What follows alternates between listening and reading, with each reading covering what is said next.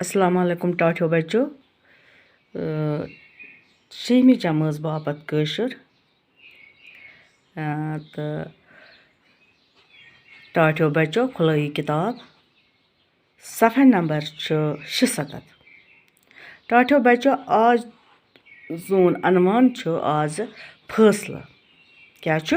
फैसला खुलाई किताब इस परो आज यह सबक टाठियो बच्चो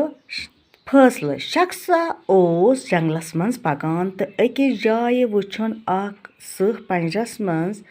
पदान तो शख्स वोत पंजर नख पहन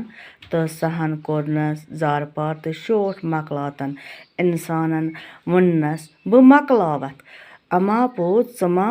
त्रावहम पत सह ओस अजिस गोमुत तो दोपनस ना हरगिज खेमत न इंसानस आर पंजरस मजरवन हाकल कोरुन सह आजाद सहन दिस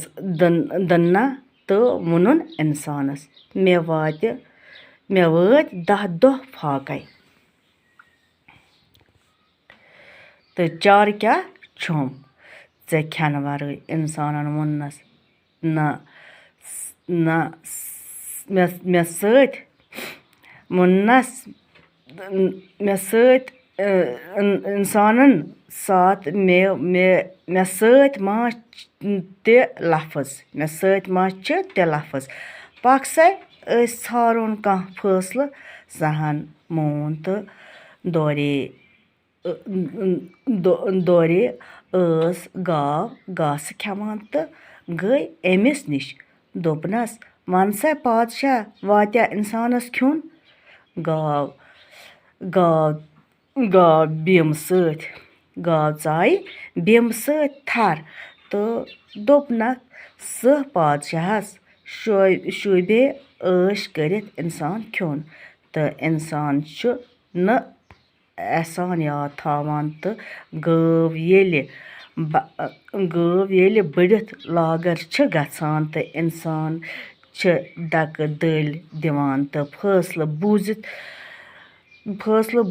वनुन इंसान सहस बह कति मानै गव हुंद तोति गछन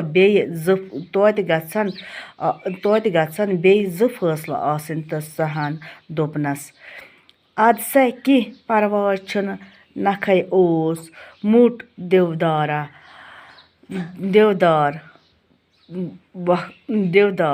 प्रथ वरी देवदार यमि सत पनुन न्याय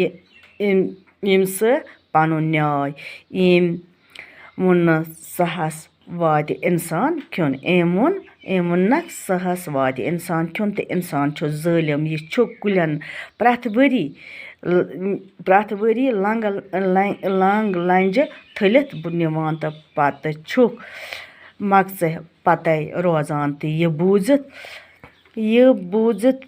प्रोस सहन इंसानस वन सा क्या वनान तो मे सख बच लजमज बह खेमत इंसानन वोनस गोड़ हसा ारुन त्रीम फैसला टाठियो बच्चो